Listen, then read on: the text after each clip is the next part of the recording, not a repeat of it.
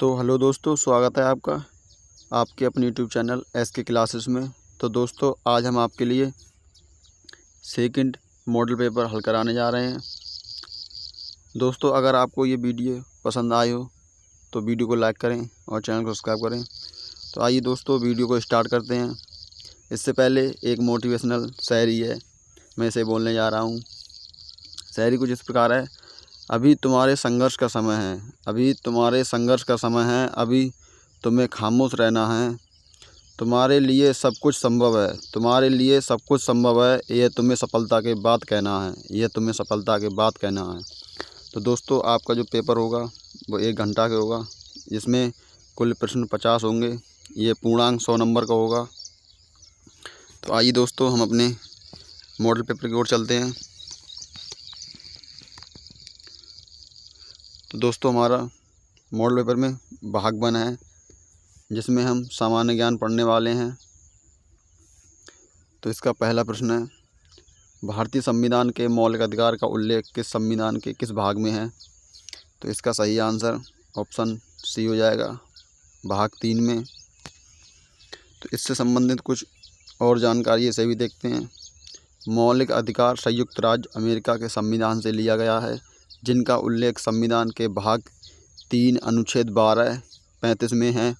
उल्लेख है इसे भारत के संविधान का मैग्ना कार्टा कहा जाता है। वर्तमान में 6 मौलिक अधिकार हैं, जो इस प्रकार हैं।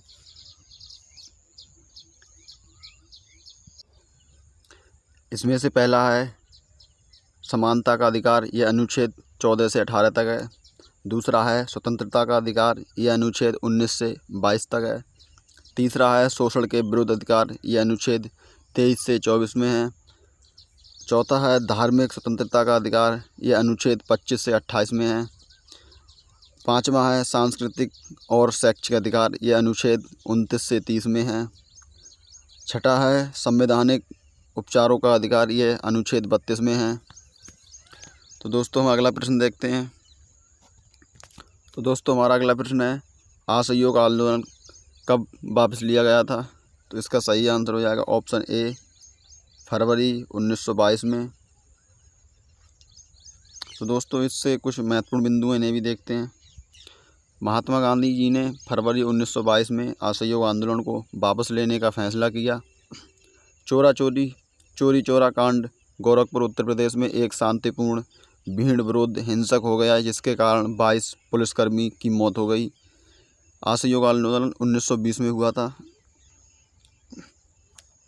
असहयोग के पास के समय भारत के वायसराय लॉर्ड चैम्सफोर्ड थे। दोस्तों, हमारा अगला प्रश्न है, भारतीय सेना के मध्य कमान का मुख्यालय कहाँ स्थित है? तो इसका सही आंसर हो जाएगा ऑप्शन बी, लखनऊ। अगला प्रश्न देखते हैं। इससे कुछ संबंधित महत्वपूर्ण बिंदु इन्हें भी देखते हैं। भारतीय सेना के मध्य कमान लखनऊ में है। भारतीय सेना की पूर्वी कमांड का मुख्यालय कोलकाता में स्थित फोर्ट विलियम में था, जिसका नाम बदलकर विजय दुर्ग कर दिया गया। तो भारतीय सेना में वर्तमान में 7 कमांड हैं। इसमें कमांड है तथा इनका मुख्यालय उत्तरी कमांड, ये उधमपुर में है, जम्मू कश्मीर में। दूसरी है दक्षिणी कमांड, ये पुणे में है, महाराष्ट्र में। तीसरी है पूर्वी कमांड, ये कोलकाता में है, पश्चिम बंगाल में। अगली है पश्चिमी कमांड, ये चंडी मंदिर, हरियाणा में है। अगली है केंद्रीय कमांड, ये लखनऊ में, उत्तर प्रदेश में है। अगली है दक्षिण पश्चिम कमांड, ये जयपुर, राजस्थान में है। अगली है सेना प्रशिक्षण कमांड, ये शिमला, हिमाचल प्रदेश में है। अगला है why I am an atheist, मैं नास्तिक क्यों हूँ, पुस्तक के लेखक कौन है? तो इसका सही आंसर हो जाएगा ऑप्शन ए, भगत सिंह। तो कुछ महत्वपूर्ण बिंदु हैं, इन्हें भी देखते हैं। तो द गाइड पुस्तक के लेखक R.K. नारायण हैं। गुलामगिरी के लेखक ज्योतिबा फुले हैं। द ग्रेट इंडियन नोवेल के लेखक शशि थरूर हैं। अनहैप्पी इंडिया के लेखक लाला लाजपत राय हैं। तो अगला प्रश्न देखते हैं, प्रथम आंग्ल मराठा युद्ध कब हुआ था? तो इसका सही आंसर हो जाएगा ऑप्शन बी 1775 से 82 तक। तो ये दोस्तों ये युद्ध का नाम वर्ष व समाप्ति है। प्रथम आंग्ल युद्ध मराठा युद्ध 1775 से 1782 ईस्वी तक हुआ था। ये सालबाई की संधि के साथ समाप्त हुआ 1782 में। अगला है द्वितीय आंग्ल युद्ध यानी मराठा युद्ध, ये 1803 ईस्वी से 1805 ईस्वी तक हुआ था। ये राजघाट की संधि के साथ समाप्त हुआ 1805 ईस्वी में। अगला है तृतीय आंग्ल मराठा युद्ध, ये 1817 ईस्वी से 1818 तक हुआ था। ये मंदसौर की संधि के साथ समाप्त हुआ था 1818 में। तो दोस्तों हमारा अगला प्रश्न है 2011 की जनगणना के अनुसार भारत की साक्षरता दर कितनी थी? तो इसका सही आंसर हो जाएगा ऑप्शन ए 74.04%। तो इससे संबंधित कुछ महत्वपूर्ण बिंदु हैं। 2011 की जनगणना के अनुसार भारत की साक्षरता 17.04% थी। पुरुष साक्षरता दर 82.14% थी। महिला साक्षरता दर 65.46% थी। सर्वाधिक साक्षरता केरल में, न्यूनतम साक्षरता दर बिहार में। दोस्तों हमारा अगला प्रश्न है गरबा किस राज्य का प्रसिद्ध लोक नृत्य है? तो इसका सही आंसर हो जाएगा ऑप्शन बी गुजरात। तो गुजरात के प्रसिद्ध लोक नृत्य और भी हैं, इन्हें भी देखते हैं। पहला गरबा, डांडिया, टिप्पाड़ी, भभई, सिद्धि, धमाल, कनाबी, रास, डांगी, मुटुकड़ी गुजरात के प्रसिद्ध त्यौहार व उत्सव हैं। मोढेरा उत्सव, कच्छ रणोत्सव, माधवपुर मेला, कृष्ण पिलस रुक्मणी, पतंग महोत्सव, खेल महोत्सव। अगला प्रश्न है अंशी राष्ट्रीय उद्यान भारत के किस राज्य में है? तो इसका सही आंसर हो जाएगा ऑप्शन डी कर्नाटक। तो दोस्तों कर्नाटक के प्रमुख राष्ट्रीय उद्यान अंशी राष्ट्रीय उद्यान, बांदीपुर राष्ट्रीय उद्यान, नागरहोल राष्ट्रीय उद्यान, तुंगभद्रा अभयारण्य, बन्नेरघट्टा राष्ट्रीय उद्यान, कुद्रेमुख राष्ट्रीय उद्यान। दोस्तों हमारा अगला प्रश्न है छत्तीसगढ़ राज्य के वर्तमान मुख्यमंत्री कौन हैं मई 2025 के अनुसार? तो इसका सही आंसर हो जाएगा विष्णुदेव साय। तो ये दोस्तों कुछ हैं इनके राज्य हैं, उनके मुख्यमंत्री व राज्यपाल हैं। पंजाब के मुख्यमंत्री भगवंत मान हैं। यहाँ के राज्यपाल गुलाब चंद्र कटारिया हैं। अगला है हरियाणा, यहाँ के मुख्यमंत्री नायब सिंह सैनी हैं। राज्यपाल है भंडारू दत्तात्रेय। अगला है राजस्थान, इसका मुख्यमंत्री भजनलाल शर्मा हैं। राज्यपाल हैं हरिभाऊ किशन भांगड़े। अगला है गुजरात, इसके मुख्यमंत्री भूपेंद्र भाई पटेल हैं। इसके राज्यपाल आचार्य देवव्रत हैं। अगला है महाराष्ट्र, इसके मुख्यमंत्री देवेंद्र फडणवीस हैं। इनके राज्यपाल CP राधाकृष्ण हैं। अगला है गोवा, इसके मुख्यमंत्री प्रमोद सावंत हैं। राज्यपाल श्रीधरन पिनरई हैं। अगला है कर्नाटक, इसके सिद्धरामैया और राज्यपाल हैं के सिद्धारमैया। इसके राज्यपाल हैं थावरचंद गहलोत। अगला है केरल, इसके मुख्यमंत्री हैं पिनरई विजयन। इसके राज्यपाल हैं राजेंद्र विश्वनाथ आर्लेकर। अगला है तमिलनाडु, इसके मुख्यमंत्री हैं MK स्टालिन। राज्यपाल हैं RN रवि। अगला है आंध्र प्रदेश, इसके मुख्यमंत्री हैं चंद्रबाबू नायडू। इसके राज्यपाल हैं S अब्दुल नजीर।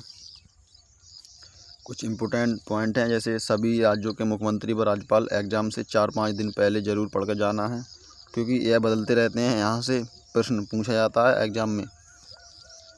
तो अगला प्रश्न है निम्नलिखित में से ऐसी कौन सी नदी है जो उत्तर भारत के मैदान से गुजरती है? तो इसका सही आंसर हो जाएगा ऑप्शन बी गंगा।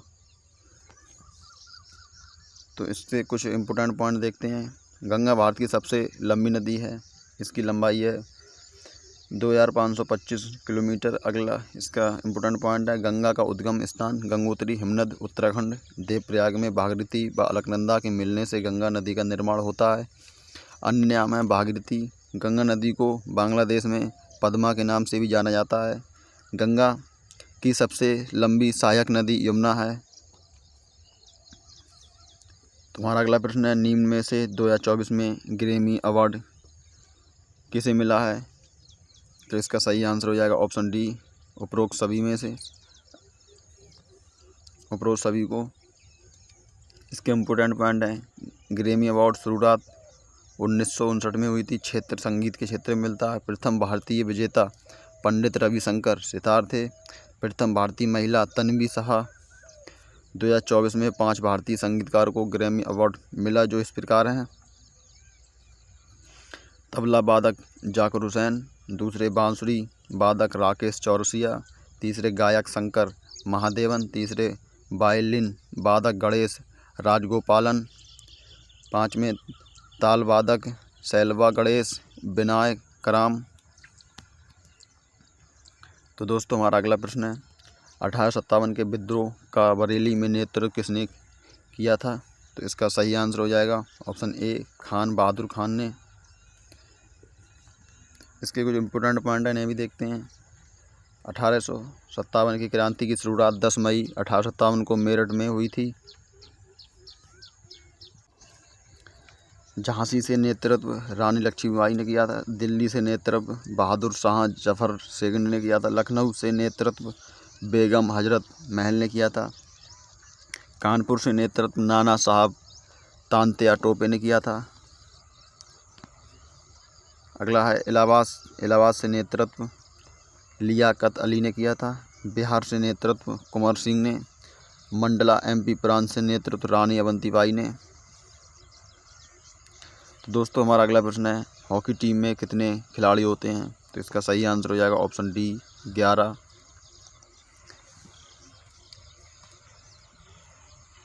ये दोस्तों खेल व खिलाड़ियों की संख्या है। बास्केटबॉल में 5 खिलाड़ी होते हैं। वॉलीबॉल में, आइस हॉकी में 6 खिलाड़ी होते हैं। कबड्डी में, वाटर पोलो में 7 खिलाड़ी होते हैं। बेसबॉल में या खो खो में 9 खिलाड़ी होते हैं। क्रिकेट, फुटबॉल, हॉकी में 11 खिलाड़ी होते हैं। रग्बी फुटबॉल में 15 व पोलो 4। मध्य प्रदेश का पन्ना जिला किस खनिज के लिए प्रसिद्ध है? तो इसका सही आंसर हो जाएगा ऑप्शन बी, हीरा। तो कुछ ये है कोयला, ये झारखंड, धनबाद, सोना कर्नाटक, कोलार खान, तांबा राजस्थान, खेतड़ी, लिग्नाइट तमिलनाडु में, लोहे अश्क मैंगनीज उड़ीसा में, अभ्रक आंध्र प्रदेश में, जिप्सम राजस्थान में, टंगस्टन डेगाना राजस्थान में, थोरियम केरल में। दोस्तों हमारा अगला प्रश्न है, विंग्स ऑफ फायर पुस्तक के लेखक कौन है? तो इसका सही आंसर हो जाएगा option A, APJ Abdul Kalam. ये दोस्तों कुछ इम्पोर्टेंट पॉइंट हैं, ये प्रमुख महत्वपूर्ण पुस्तकें हैं व उनके लेखक। The life divine Shri Aurobindo ने लिखी थी। एग्जाम वॉरियर्स नरेंद्र मोदी ने। The Indian war of independence BD Savarkar. Poverty and un British rule in India Dadabhai Naoroji ने। इंडिया विनस फ्रीडम मौलाना अब्दुल कलाम आज़ाद ने।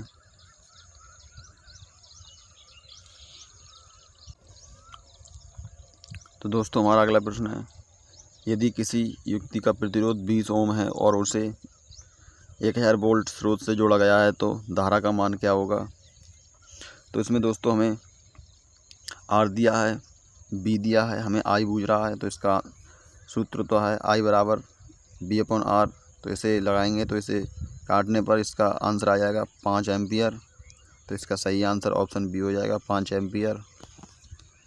अगला प्रश्न देखते हैं। तो दोस्तों हमारा अगला प्रश्न है, पौधों में अपशिष्ट कहाँ संग्रहित होते हैं? तो इसका सही आंसर हो जाएगा ऑप्शन सी, रिक्तिका में। रिक्तिका पौधों में अपशिष्ट रिक्तियों में संग्रहित होता है। पौधों में अपशिष्ट पदार्थ गोंद व रेजिन के रूप में जाइलम में संग्रहित होते हैं। कुछ अपशिष्ट छाल में पत्तियों में संग्रहित होते हैं। तो दोस्तों हमारा अगला प्रश्न है, पायरुविक अम्ल का विघटन कहाँ होता है? तो इसका सही आंसर हो जाएगा ऑप्शन ए, माइटोकॉन्ड्रिया में। तो पायरुविक अम्ल होते हैं, यह ग्लाइकोलाइसिस प्रक्रिया का प्रारंभिक तत्व है। ऑक्सीजन की अनुपस्थिति में यह एंथेनॉल या लैक्टिक अम्ल से टूटता है। यह एक कार्बनिक अम्ल है। दोस्तों हमारा अगला प्रश्न है, सिंगल सेल कौन सी है? तो इसका सही आंसर हो जाएगा ऑप्शन ए, अमीबा। एक कोशिकीय सिंगल सेल वे जीव जिनमें एक ही कोशिका पाई जाती है। एग्जाम्पल के लिए अमीबा, जीवाणु, पैरामीशियम, शैवाल, यूग्लिना, कवक। सबसे बड़ा एक कोशिकीय जीव एस्टिटोबेलिया है। सबसे छोटा एक कोशिकीय जीव माइक्रोप्लाज्मा है। तो दोस्तों हमारा अगला प्रश्न है, पतले तार में किसको बदला जा सकता है? तो इसका सही आंसर हो जाएगा ऑप्शन सी, सोना। लैटिन नाम ओरम है। स्वतंत्र धातु है। सर्वाधिक आघातवर्धनीय व तन्य धातु है। अति कम क्रियाशील धातु है। कठोरता हेतु तांबा मिलाते हैं। शुद्ध सोना 24 कैरेट का होता है। तो अगला प्रश्न है, किसी चालक तार का प्रतिरोध होगा यदि उसमें 5 एम्पीयर धारा बह रही है तथा 10 वोल्ट विभवांतर से जोड़ा गया है। तो दोस्तों इसमें हमें आई दिया है और बी भी दिया है। इसमें हमसे प्रतिरोध आर पूछ रहा है, तो इसका सूत्र हो जाता है आर बराबर B/I। तो इसे लगाने पर इसका आंसर आ जाएगा 20 ओम। तो इसका सही आंसर ऑप्शन ए हो जाएगा। तो दोस्तों हमारा अगला प्रश्न है, पितरस कहाँ से स्रावित होता है? तो इसका सही आंसर हो जाएगा ऑप्शन सी, यकृत से। निर्माण यकृत से, स्रावित भी यकृत से होता है। pH मान 7.5 से लेकर 8.5 तक होता है। एंजाइम अनुपस्थित। कार्य भोजन को अम्लीय से क्षारीय बनाना। वसा का वाष्पीकरण करना।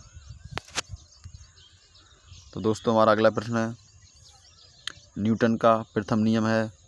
तो इसका सही आंसर हो जाएगा ऑप्शन डी, जड़त्व का। न्यूटन का प्रथम नियम, यदि कोई वस्तु स्थिर है तो वह स्थिर ही रहेगी तथा गतिशील है तो वह गतिशील ही रहेगी जब तक कोई बाह्य बल न लगे। इसे गैलीलियो ने जड़त्व कहा। इस नियम से बल की परिभाषा दी जाती है। जड़त्व की उत्पत्ति द्रव्यमान से होती है। तो दोस्तों हमारा अगला प्रश्न है, जटिल स्थायी ऊतक है। तो इसका सही आंसर हो जाएगा ऑप्शन बी, फ्लोएम। जटिल स्थायी ऊतक, इनमें जीवित व मृत कोशिकाएं पाई जाती हैं। कार्य परिवहन करना। यह 2 प्रकार के होते हैं, जाइलम या दारू जल का परिवहन करना, फ्लोएम भोजन का परिवहन करना। तो दोस्तों हमारा अगला प्रश्न है, कौन सी धातु को शीतल जल में रखते हैं? तो इसका सही आंसर हो जाएगा ऑप्शन बी, फास्फोरस को। दोस्तों इससे कुछ इम्पोर्टेंट पॉइंट हैं। सोडियम, ये सबसे मुलायम धातु है। चाकू से काटी जाने वाली धातु है। केरोसिन में रखी जाने वाली धातु है ये। कार्बन सर्वाधिक यौगिक बनाने वाला तत्व है। श्वेत फास्फोरस दांत व हड्डियों में पाया जाता है। तो दोस्तों हमारा अगला प्रश्न है, महिला में फैलोपियन ट्यूब किस ओर बढ़ती है? तो इसका सही आंसर हो जाएगा ऑप्शन ए, गर्भाशय। फैलोपियन ट्यूब अन्य नाम अंडवाहिनी, डिंबवाहिनी स्थान गर्भाशय के दोनों ओर। यह गर्भाशय को कोर्नुआ नामक क्षेत्र में जोड़ती है। इसमें निषेचन होता है। इसके ब्लॉक होने पर बांझपन होता है। यह अंडाशय से निकलती है तथा गर्भाशय में खुलती है। तो दोस्तों हमारा भाग 3 आ गया है, इसमें हम गणित देखने वाले हैं।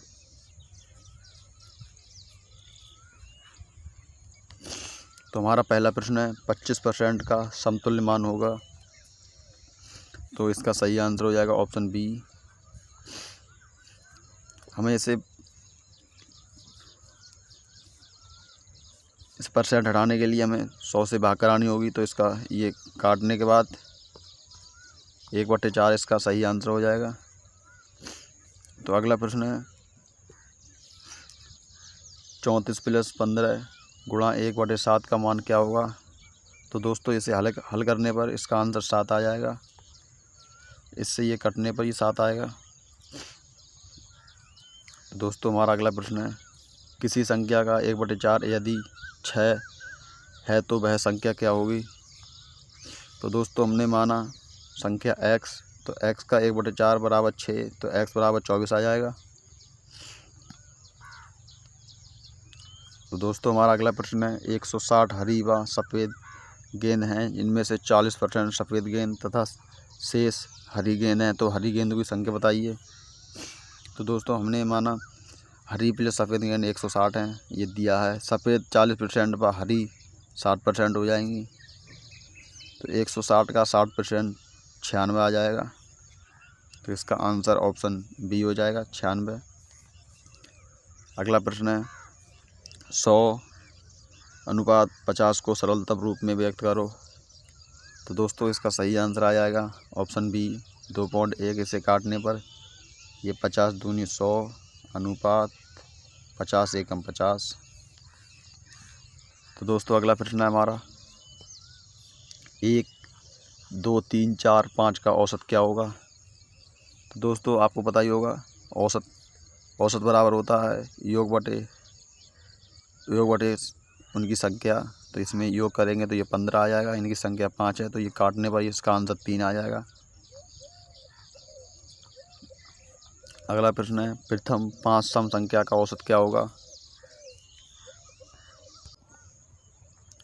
तो दोस्तों प्रथम n सम संख्या का योग n गुणा n+1 होता है तथा प्रथम n सम संख्या का औसत n+1 बराबर n बराबर 5।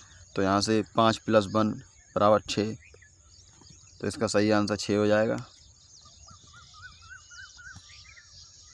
तो दोस्तों हमारा अगला प्रश्न है अजीज एक काम को 15 दिन में पूरा करता है, यदि अजीज 3 दिन काम किया हो तो बताओ शेष काम क्या रहेगा। तो ये इसका हल देखते हैं। अजीज पूरा काम 15 दिन में कर सकता है।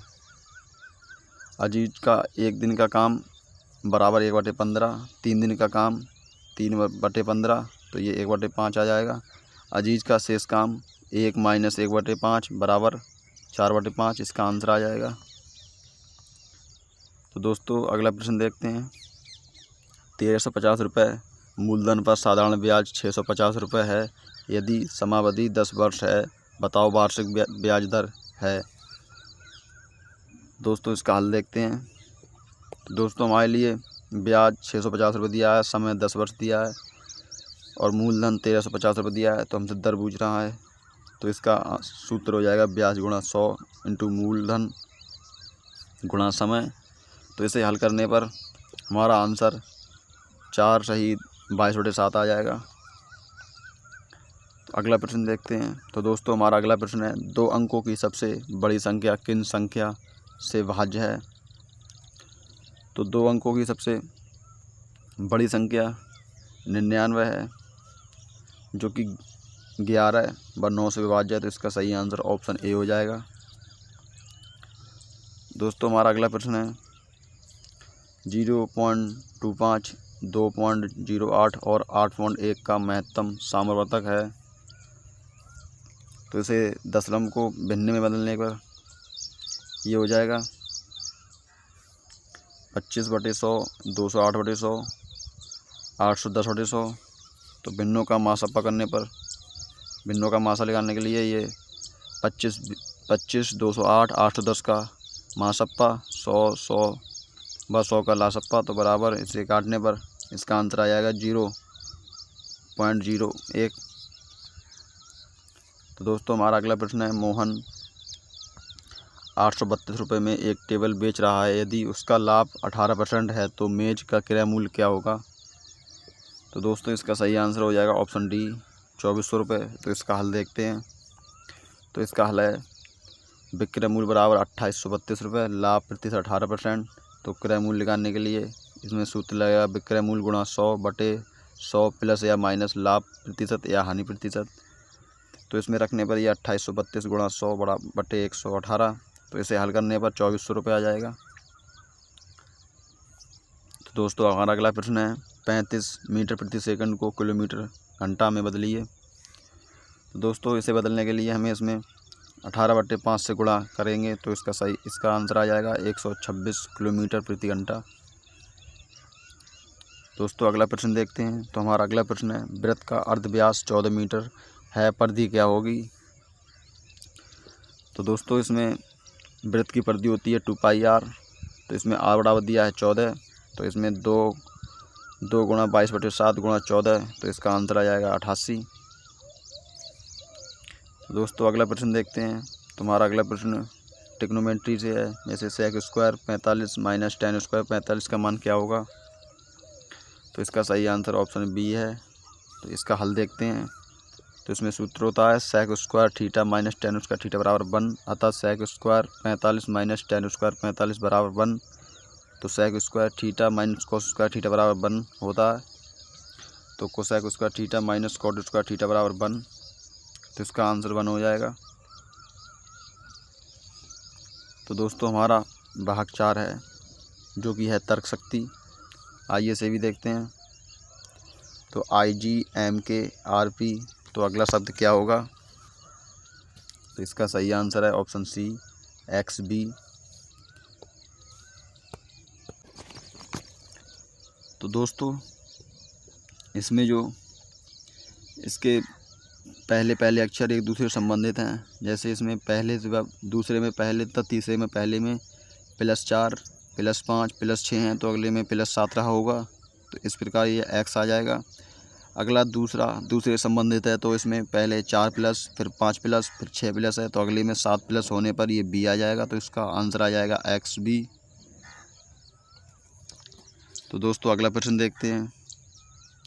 तो दोस्तों हमारा अगला प्रश्न है 8:576 समानुपात 4 है, तो अनुपात अगला क्या होगा। तो इसका सही आंसर हो जाएगा ऑप्शन ए 80। इसका संबंध है जैसे 8 का क्यूब प्लस 8 का स्क्वायर बराबर 576 आ रहा है, तो इसी प्रकार 4 का क्यूब प्लस 4 का स्क्वायर बराबर 64 प्लस 16 बराबर 80 हो जाएगा।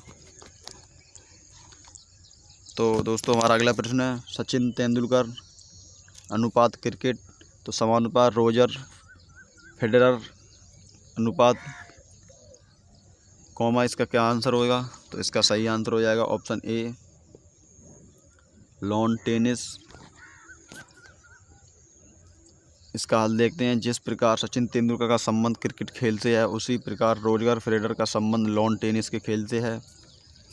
दोस्तों हमारा अगला प्रश्न है मोहन एक पंक्ति में बाएं से 13वें स्थान पर तथा दाएं से 17वें स्थान पर है, बताओ पंक्ति में कुल कितने विद्यार्थी हैं। तो इसका सही आंसर हो जाएगा ऑप्शन सी 29। तो आइए इसका हल देखते हैं।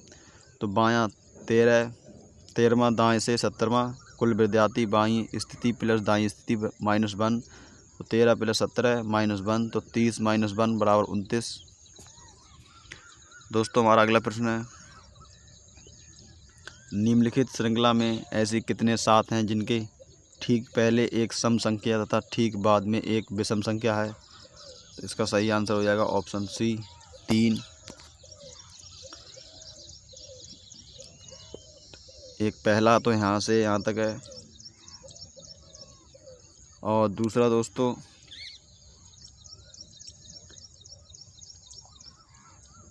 ये दूसरा है दोस्तों यहाँ से 8, 7 और 9, और तीसरा है दोस्तों 8, 7, 3, जिसमें